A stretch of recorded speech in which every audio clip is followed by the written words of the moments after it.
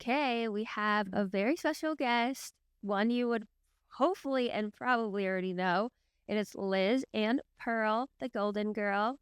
You probably recognize her from her crunchy ASMR recipe videos and many more adventures.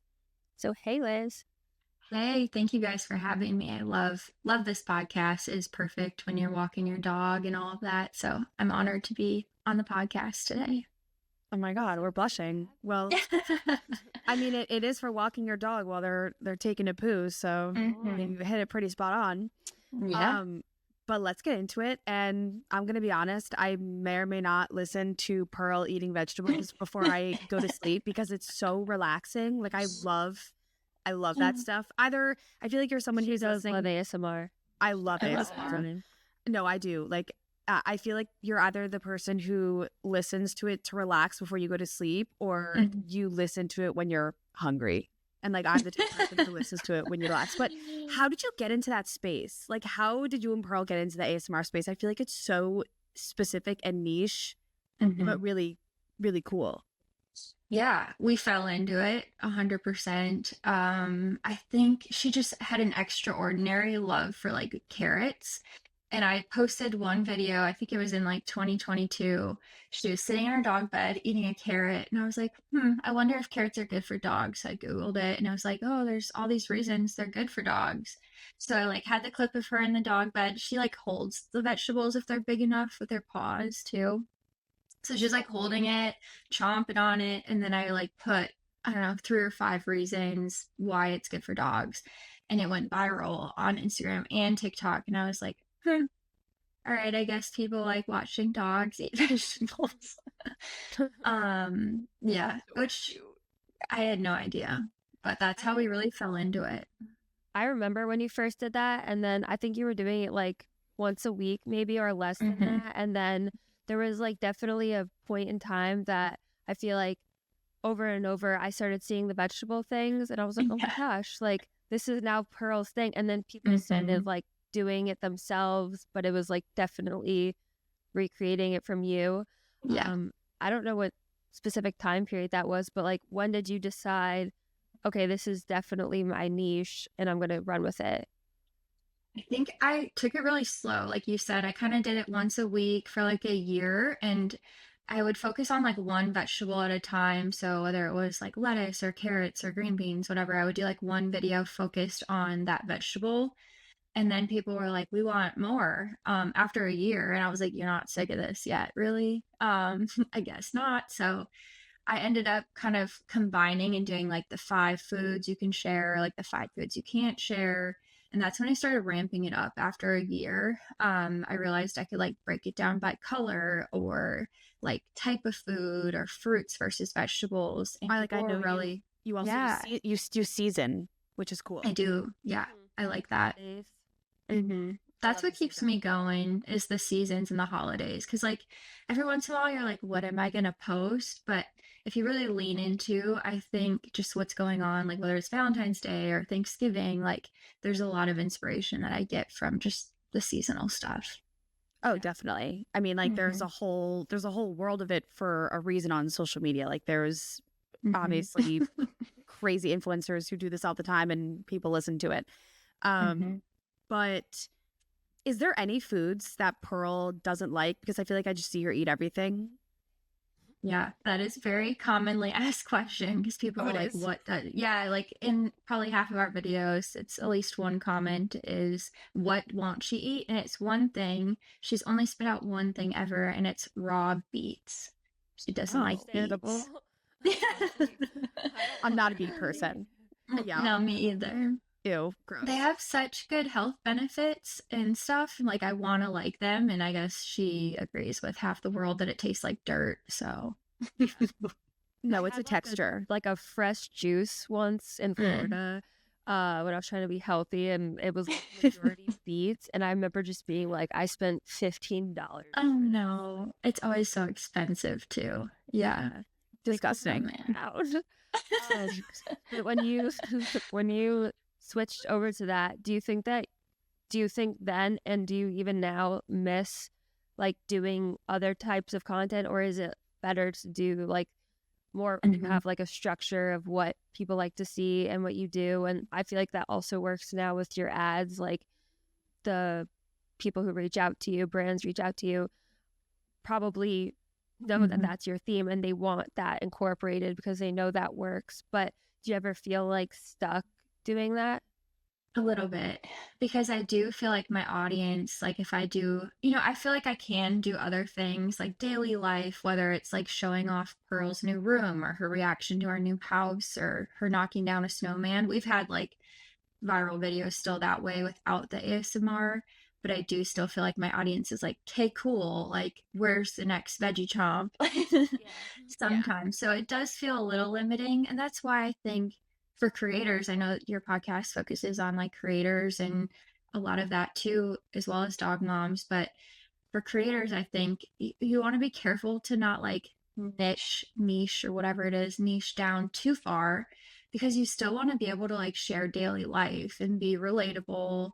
And I think I always wanted to be careful of that and like not fall too far into something where it's like always the same thing because you want to be able to Yeah. mix it up still.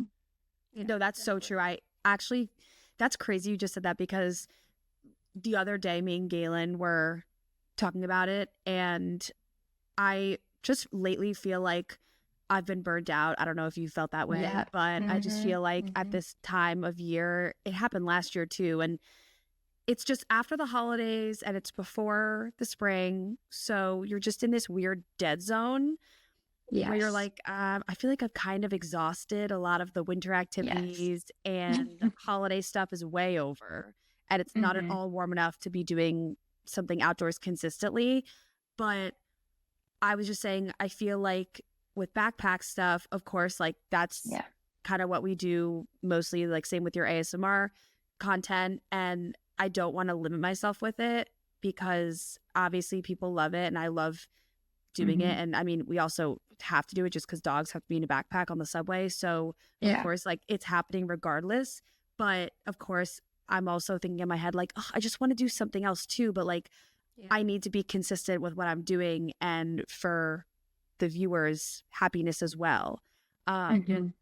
I don't know how you deal with burnout or if you felt it, but always open Yeah. to suggestions. And then I think this winter I felt that more than ever. And I think all three of us have been doing this for a good amount of time now, like 2, 3 years, maybe more, a little more. And you've like done like, you have these really great ideas and then you do them and you're like, that was great. And it's like, how many times can I reinvent that idea? Exactly. That drives me insane. Oh my God. Yeah. No, it's exactly um, true. yeah. Also, Yeah. I know you were working full time and also doing Pearl's account, and then I Hmm. also forget your timeline for when you made this full time Yeah. only, um, which I think is great. And obviously, all three of us do that now. But although it's a blessing, it's also been Hmm. such a curse because I do feel like obviously I had derpy and I still do, but putting a lot more emphasis on that probably took away a little bit less of the chili stuff. But then I was constantly like, oh no, like I hope I'm doing it right. But I wasn't constantly focused on it. Where when it's Yeah. your number one priority, I think there's just this routine that you fall in of hyperfixating on it and A hundred you percent. constantly try and be like the best you can be, and then also try to not get defeated by like somebody else's whose is a completely different niche blowing up at a different time. Yes. But we also look at people's pages and are like, oh my god, they're blowing up, but like you didn't see their rut a month or two ago, Mhm. and vice versa. Like everybody's not seeing the big picture. You're seeing it like very narrow-minded in comparison to everybody, and like we can't all be balling at the same time, especially if we're all in completely different niches. Yeah. No, You're but you're very literally alone. speaking my brain with that. It's so accurate on how I've been feeling like probably the last 3 months. Wait, And that's I crazy. Literally same. no. Same. It's yes, literally same. Like since pre-holiday, like probably early December, I feel like I just Yes. feel very alone, which is so sad to say. But this is also Hmm. a very lonely industry if you think Yeah. about it.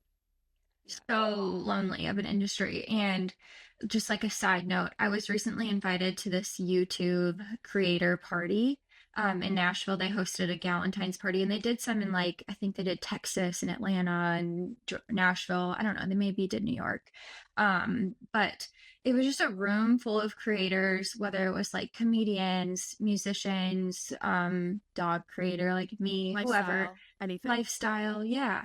And we were all saying the same thing about like, how much do you post, and like how do you not get burnt out, and how do you not feel so alone? Because like, even though all those creators did different things, we had so much in common and so many similar feelings. But you're at home sitting in your room on your phone by yourself, and you just kind of get sucked into this like overthinking, comparison. Am I doing enough? Am I doing it right? Am I funny? Am I still cool? Like, there's so many things that are like wrapped up in that. And exactly what you said, Galen, it's like kind of hard because you do compare yourself, even though you don't want to. And it does, because it is your job, it matters to you more. There's more pressure. And you're like, oh, if I'm flopping right now, are all the brands going to look at my views and say, well, we don't want to work with her? Yeah. It's a whole like vicious cycle. Literally that I always like have these negative thoughts too, but then in the same breath I'm like, I think of the actual like reality of it, even though I'm literally thinking of the reality of no way that the brands are thinking that what I just said, how I'm not actually looking at the people's videos a month ago that they probably had a lull too. Like, I do reason with myself, but for some reason I'm still like, but everybody must hate me. Like, at the end of the day, I can't actually believe the rational thought, but that's just Instagram. Like, I'm sure even taking creators out of the equation, I think I listened to some podcast recently talking about like just having a personal Instagram and how they get, I think it was Call Her Daddy. They were talking about before even doing anything public, posting on Instagram, and your post didn't get 200 likes, like of a selfie of yourself, and you automatically, even though it's not like you like that picture, anytime you post a video or a picture, you like it yourself. But the like and gratification, if somebody else doesn't show it, and it can just be the algorithm, a holiday, like there's so many reasons for something to not hit at the right time, but we take it so personal on Instagram for some reason, versus we don't go out into the real world like feeling great about ourselves, and like everybody on the street is like, yeah, you look great today. Like that would be weird. That's true. That's just how Instagram or social media falls. I also feel like with doing this as our full-time jobs, and obviously having some sort of split between our brains where it's like, okay, obviously we want to put good content out there and make viewers happy, but it's also putting out the content that makes you happy is such a fine line. It is. Like, it's such a fine line, because obviously you want to have the best of both worlds, where everything works out. You make content that makes you and your viewers happy.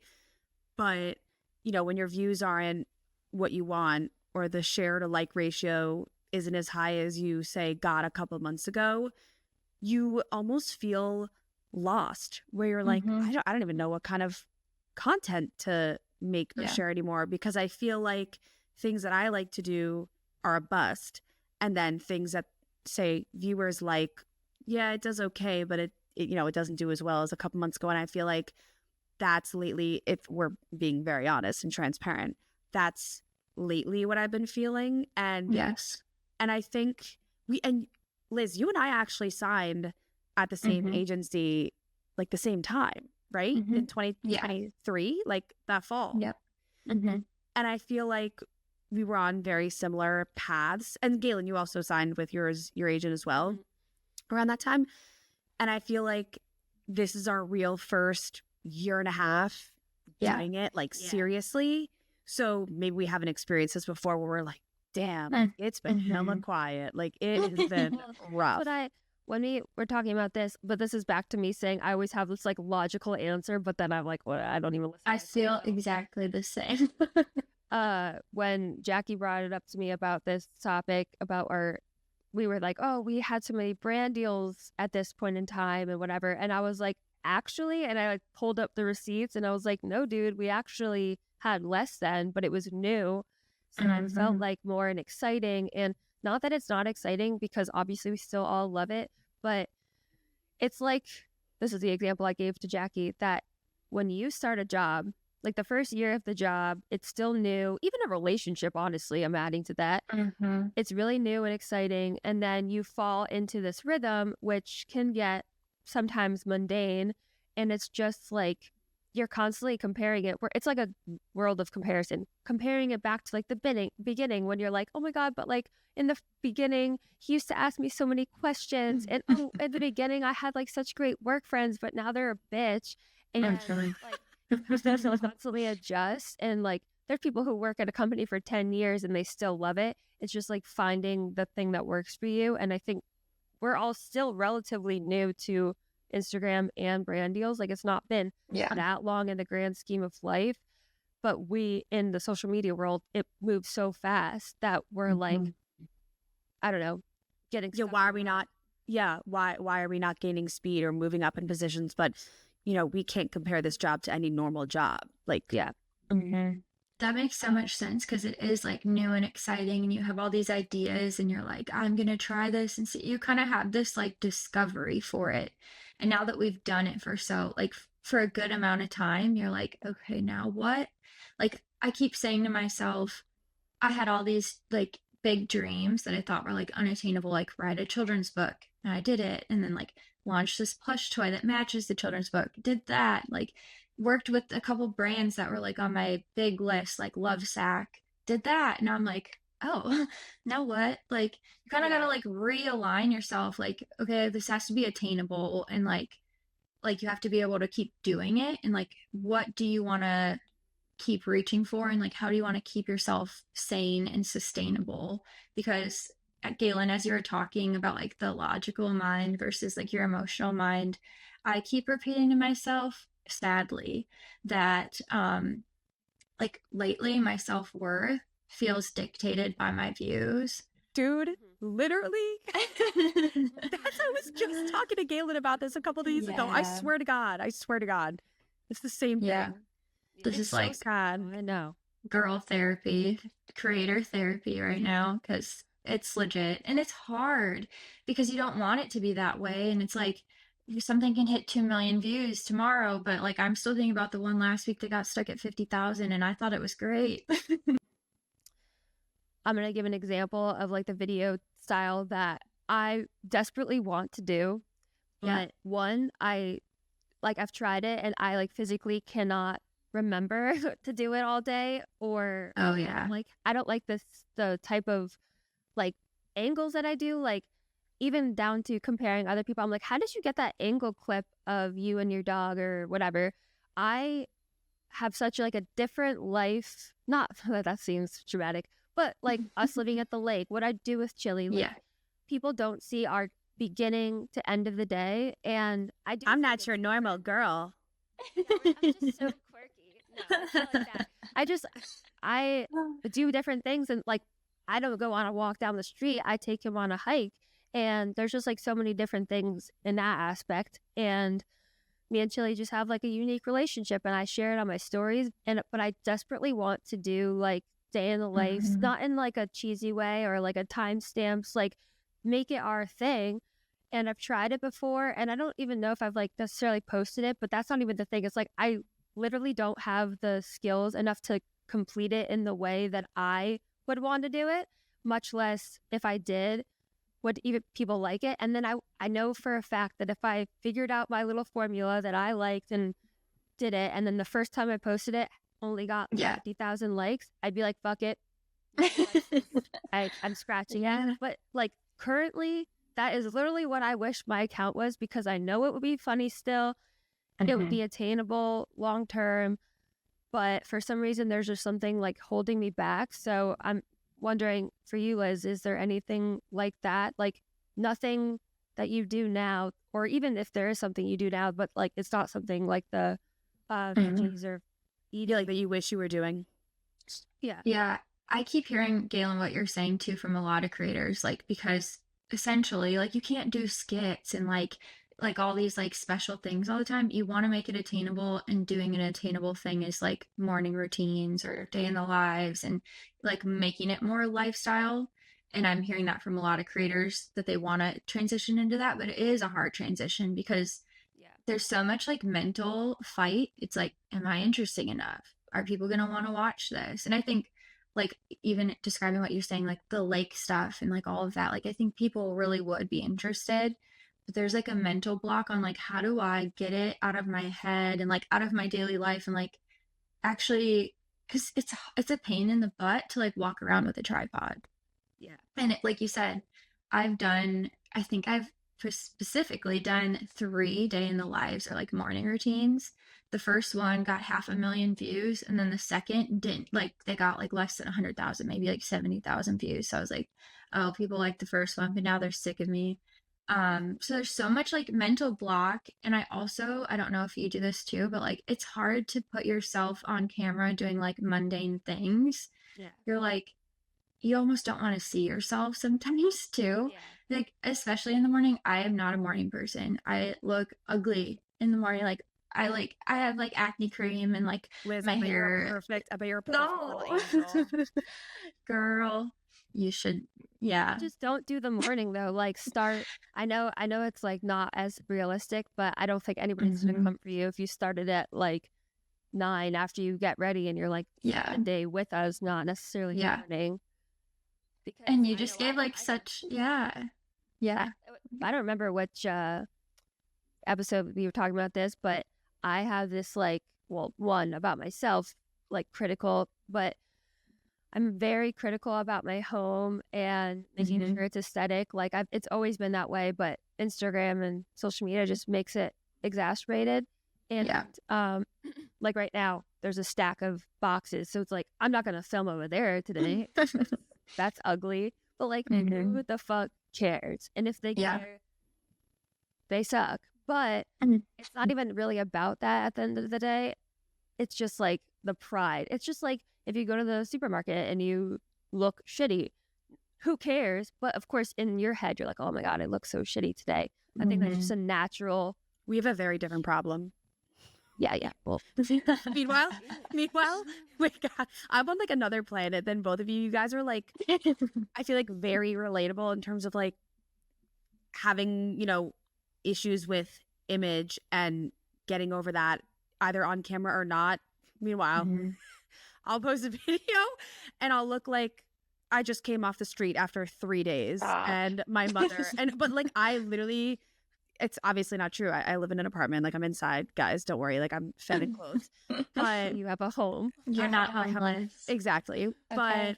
But my mother or sisters will text me and be like, Jackie, what are you wearing? Like, what are you doing in that video? Like, what? But like, I couldn't think twice about it.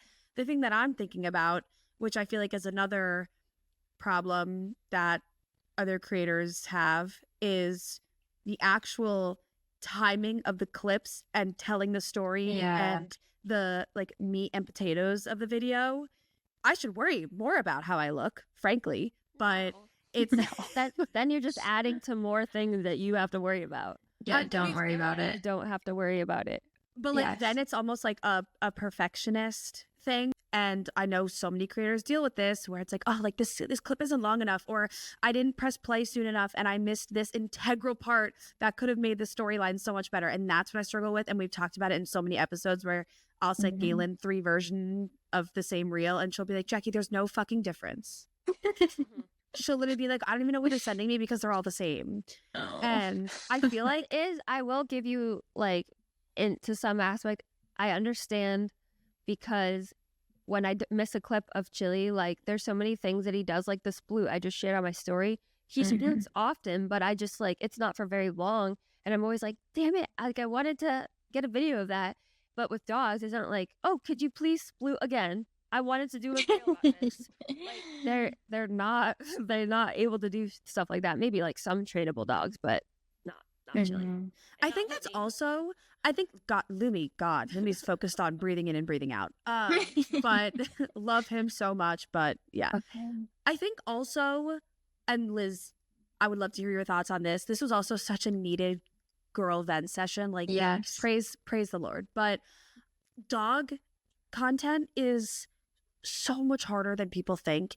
And I feel like the amount of questions and messages I'll get daily, and I know that you guys get it too, but just from people saying, oh, I want to start an Instagram for my dog. I want to start a TikTok for my dog. Like, how would you go about that? Like, how did you do that? How did you start out?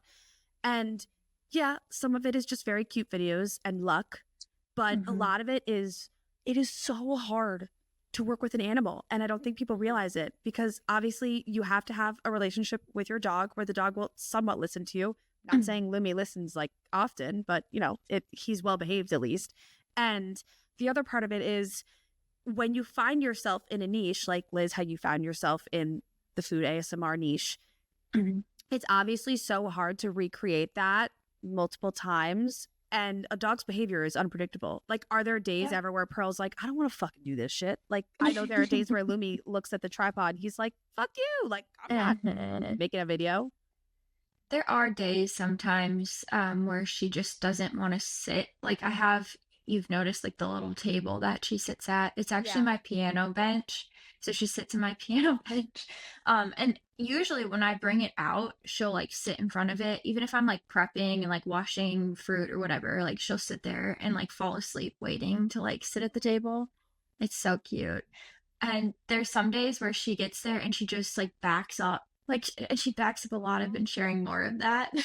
Yeah. But she'll back up and like be like, this is just like extra sass. Like, I'm not doing it.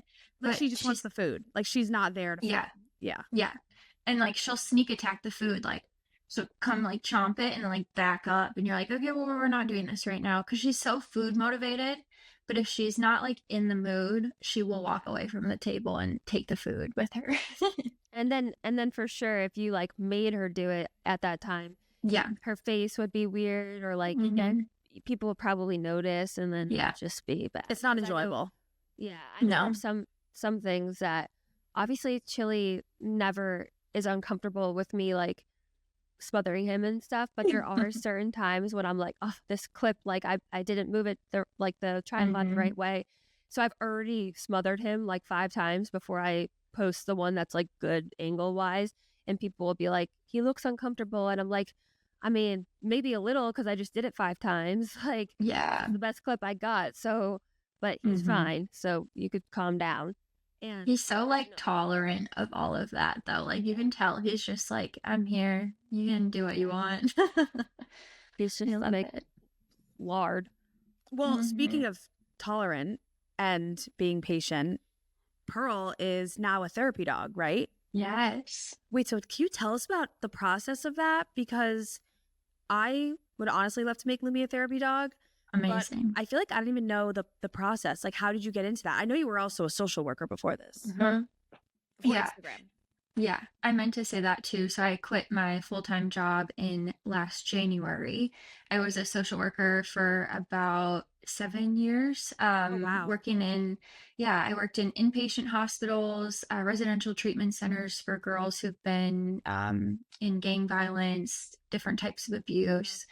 And then one of my last jobs, I worked at the VA with the Department of Veterans, working with veterans who've been through traumatic experiences. And I also worked for a crisis team. So I would go out with police and assess people who were in a crisis. So it was definitely very different from what I'm doing now. But in a way, it does relate in some ways. So like the therapy dog certification is something that I've always wanted to do. When I went to the golden retriever breeder that our family knows, I said, this is what I want to do. So please help me pick a puppy that has the temperament to be calm and like to, want to be around people and volunteer. So we knew we wanted to do that right away when we got Pearl. So I did obedience class with her in the beginning. I think we did 2 or 3 group classes of obedience. So just a lot of like, loose leash walking, sit, come, stay, all of the basics, but just really like getting them solid. After that, we did the AKC Canine Good Citizen test. And for that, I think it's like a 5 or 6 week course, and then there's a test at the end. And on the test, you can't use treats. So they have to listen to you without the treats. I was nervous, but Pearl did listen, so we passed. Yeah, Yay! yeah. And then I will say the therapy dog stuff isn't easy, especially with an excitable dog. Like I'm sure Chili like has a very excitable like a lot of retrievers and like I don't know, just a lot of those dogs get really excited when they meet new people at first, Yeah. which is yeah, it's hard if you're supposed to be, chill and like in a hospital or in a nursing home, you don't need them jumping or like ripping an IV out or anyway. So that leads me to say that we failed our first time doing the therapy dog test. Pearl like tried to steal the guy's badge. She like she like wanted to jump on him and like You're almost demoted. did. Yeah, You're yeah. fired.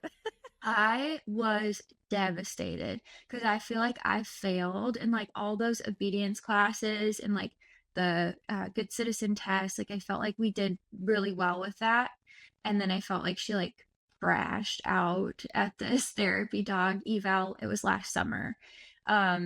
And I cried like the whole way home and it was a really long drive. I think that must be a really common thing because Yeah. one of Chili's girlfriends, because he has many, And she's a mountain dog. Summer, she her mom is like an older lady, and she always talks about it. It did pass her good citizen one, but like not the official therapy certification or something.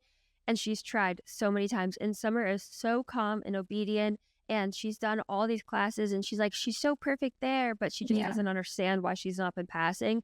But there's just one thing, like something like she didn't back up in the right way or like all these little things. And she's just been like devastated. It's probably been a year of her trial. And that's hard. So, but I totally get the feeling of it, like you taking it personal or thinking that you didn't train her the right way. But yeah, but like back to dogs are doing whatever they want. Yeah, like if it might just, that's what I told her. I was like, it might have just been a bad day. It's not that she doesn't know the skills. You caught her on a day. Like sometimes Chili's a little butthead and he's super dramatic, and then some days he's like so level-headed as if he's going to work. No, legit. I know what you mean. Yeah. So wait, so did she end up passing? Like, are you able to take it? Yes. So this agency we started with, they didn't really give us like a lot of in-person training. It was like an online course that I had to take before this test with her. So we ended up finding a different agency local to us that actually had a class with like wheelchairs where Pro could like learn how to walk around a wheelchair and make sure the wheelchair's brakes are locked. And then like say like, okay, you can pet her over here. Or they had IV poles and crutches. So, like Pearl got to, in a controlled environment with dog trainers, see all this equipment, and she was crazy at times. And I was like ready to cry at this class. But she eventually like, okay, like I need to do this. I need to sit here. And if I do this, then the person's going to pet me and, they're going to be excited to see me, but they're not going to be excited to see me if I try to take down their wheelchair and jump on their lap. That was a lot of mental for me too. But yeah, after we did that class that had the wheelchair and the IV poles, we took another exam with that agency, and she like passed with flying colors. And like it was so wholesome too, because we were actually like, we did it at a Bass Pro Shops. That's where we did the exam. And yeah, I know, I don't know, there was just like an environment. I know. They had an elevator. It is hectic. So it was like simulating kind of like a busy hospital. Like there was a elevator and different things like that we needed to like pass the test. And people were like freaking out over her during the like test, like taking pictures, and like little children were like leaning into her face and like petting her, and she was being calm, and it was like the most wholesome thing. And then we passed, and I was like, okay, the journey was worth it. But like the first time we failed, I thought we were not gonna get there. Like Lumi took his canine good citizen test actually. Oh my god, when did he do that? Was it 2023? Yeah, 2023 in the fall, and he passed. But there was definitely a lot of moments on the way where I was like, I do not think he can do this. I do not know how we're going to pass this. But I just think with you and Pearl, obviously your relationship prevailed, and now she's going to help so many freaking people. And I heard you had your first event, not event, but visit. Yeah. Yeah. How did it go? Yeah. I was nervous. Of course, I'm like an anxious Nelly, so you probably feel that from, I'm like, I was nervous. Yeah. For everything in life. But anyways,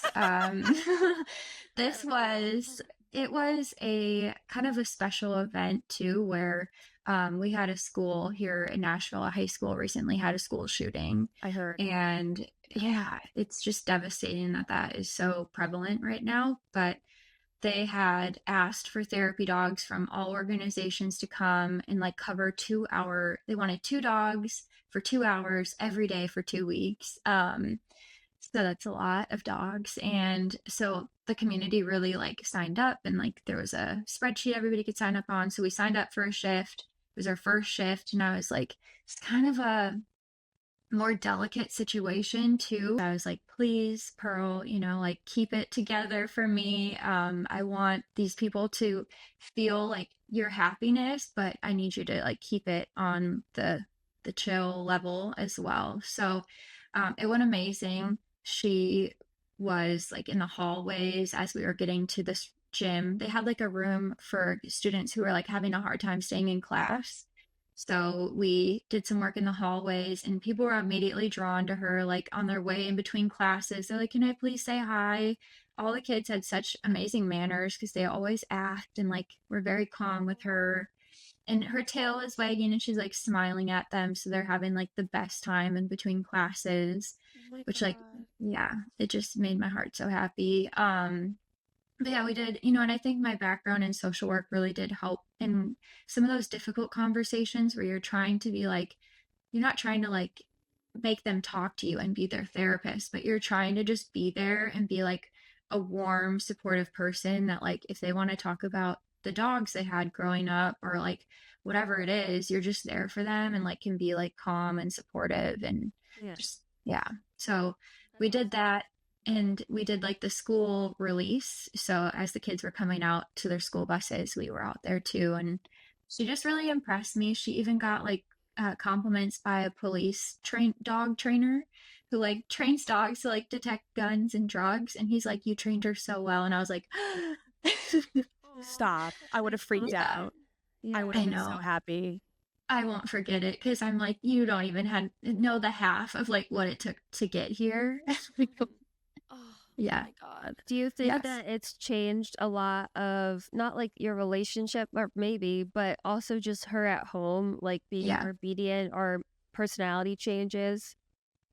I do think she is more obedient, and I think she still like can be sassy, and like I don't think any of our training has stopped her from like being her full sassy backup yodel like needy self.